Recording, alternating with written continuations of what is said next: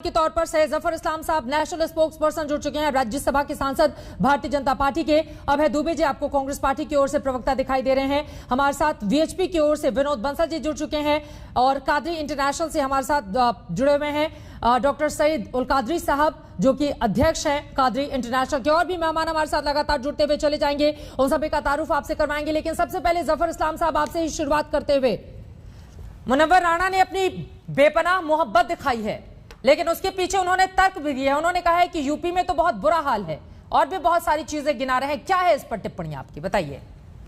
देखिए, मुनव्वर राणा जी आज पहली बार नहीं, पिछले कई बार से वो गलत बयानी से काम लेते हैं खुद को सुर्खियों में रखने के लिए, और साथ साथ वो बीजेपी के हमदर्द तो नहीं, लेकिन बीजेपी के जो जितना भी बीजेपी को उनको क्रिटिसाइज करना है, अगर मुनव्वर राणा को जब भी प्लेटफॉर्म मिलता है, उनके सामने टीवी का या जो माइक दिख जाता है, तो सीधे सीधे बीजेपी को कटघरे में खड़ा करते हैं, हमारी सरकार को और देश को कमजोर करने का काम करते हैं। आज भी वही उन्होंने काम किया, देश को कहीं ना कहीं बदनाम कमजोर करने का काम। वो कह रहे हैं अफगानिस्तान से ज्यादा क्रूरता हिंदुस्तान में है। अरे इसीलिए तो कह रहे हैं कि उनको सिर्फ हकीकत थोड़ी बयान करते हैं, उनका मकसद होता है कि हमारी सरकार को बदनाम करना। वो वही काम करते हैं जो आज उन्होंने किया।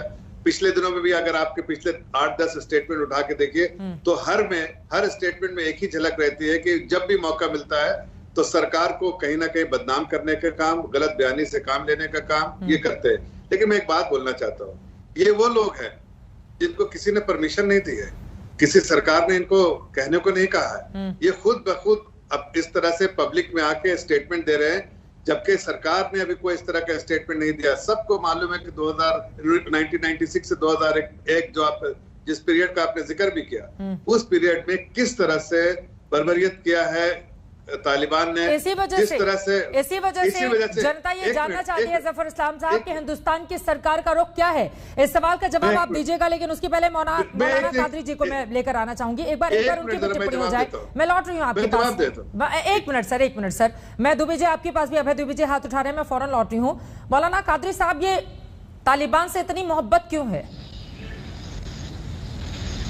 देखिए, ये तालिबान से मोहब्बत नहीं है, बल्कि वो लोगों की तरफ इशारा है, वो लोगों को आईना दिखाना है जो तालिबान को बुरा भला कह रहे हैं, तालिबान के जो पॉलिसीज के खिलाफ में अपनी आवाज उठा रहे हैं। यकीनन तालिबान के जो पॉलिसीज है, जो जिस तरह से उन्होंने पिछली हुकूमत में अपनी 90s में जो हुकूमत की थी 2001 तक, उस वक्त की उनके जो हालात थे उस पर जो टिप्पणी करी जा रही है, लेकिन उनको दूसरों को भी आईना दिखाने की जरूरत है कि कौन लोग हैं जो इस तरह की बात कर रहे हैं। वो लोग जो बेंगलुरु में वैलेंटाइंस डे के ऊपर औरतों पर हमला करके उनके पब में उनको मारा पीटा गया, वो लोग जो सरेआम बॉम्बे की चर्च गेट के पास लोगों पर हमला किया, क्या वो लोग हैं जो जिस मुमालिक का वजूद ही आया हिंसा के ऊपर? अगर आप अमेरिका का ख़ियाम का अगर आप देखें, हमारे वहां हिंदुस्तान में कादरी साहब इस तरह की हरकत जो भी करता है उसके लिए सजा मुकम्मल की जाती है। आप तालिबान से हिंदुस्तान की तुलना कैसे कर सकते हैं? मैं हिंदुस्तान की तुलना नहीं कर रहा हूँ, सारे जहां से हिंदुस्तान हमारा का नारा नहीं सिर्फ है बल्कि यकीन है। लेकिन यहाँ पर भी कुछ लोगों ने जो हरकतें की, जब गुजरात में फसादात हुए और पूछा गया कि लोगों को सजा आप रहिए ना तालिबान पर, कैसे कादरी साहब रहिए ना तालिबान पर, अभी तालिबान पर रहिए ना।